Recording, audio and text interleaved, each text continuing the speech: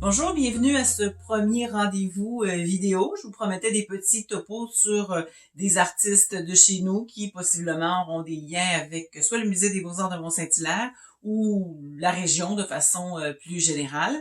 Et avec ça en tête, je me suis dit pourquoi pas commencer avec les incontournables des incontournables, bien sûr, les fameux automatistes.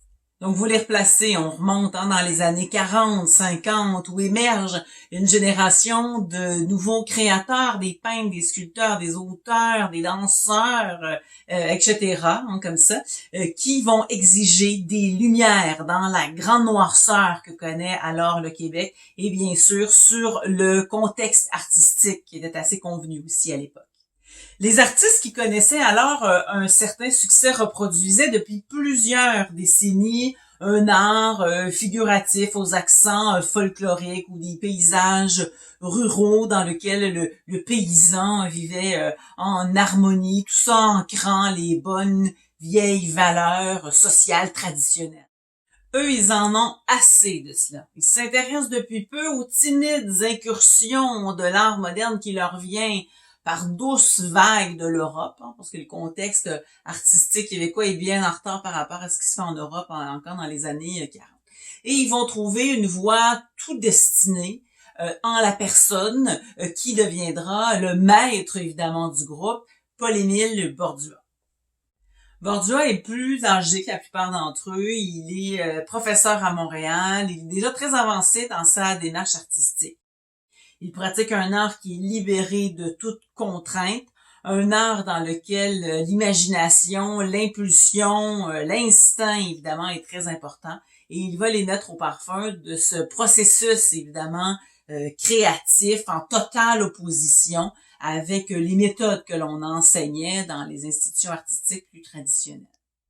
Donc, les Mousseau, Leduc, Barbeau, Gauvreau et les autres qui, pour la plupart d'entre eux, sont soit étudiants à l'École des Beaux-Arts de Montréal ou à l'École du Meuble, vont avoir là une véritable révélation. Ils vont s'intéresser, suite aux propositions de Bordua, aux méthodes surréalistes qui sont déjà très populaires comme ça en France. Et ils vont s'habituer ainsi à l'exemple des poètes surréalistes qui, en Europe, commençaient à composer leurs textes vraiment sans censure, vraiment sans intervention rationnelle de l'esprit, laissant venir tout simplement les mots, évidemment comme ça, à eux, surgir les mots. Mais ils vont s'habituer, eux, en peinture, par exemple, à appliquer des pigments ou à tracer des formes sur leur toile, comme ça de manière dynamique, véhémente, laissant naturellement eux aussi surgir les éléments de leur subconscient, leur refoulé ou leur désir, leur inspiration viscérale comme ça, librement, sans aucun contrôle de la raison, évidemment dans leur processus. Leurs œuvres ainsi, donc leurs œuvres sauvages, nous livrent donc chacune d'entre elles un petit morceau, une petite parcelle évidemment de leur intimité, un petit bout de leur personnalité. Elles sont toutes, ces œuvres-là, d'une certaine façon, une espèce de sismographe de leur âme, de leur impulsion comme ça. Vers 1946-1947, ils vont commencer à exposer leurs œuvres comme ça ensemble.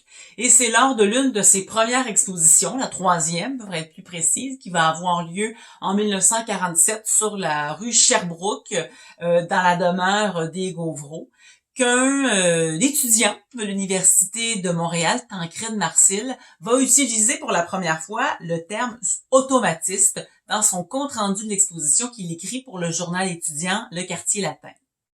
En utilisant ce terme-là, Marcil faisait référence au côté non rationnel, au côté instinctif qu'on retrouvait justement dans leur processus créatif.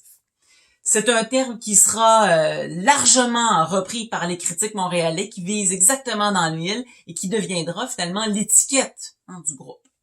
Mais ce n'est pas qu'à la tradition artistique que s'attaquent les automatistes. Ils exigent plus généralement une émancipation sociale radicale. C'est vraiment une génération qui étouffe, évidemment, sous les règles politiques, sous les règles religieuses. Ils ont un profond désir de libération.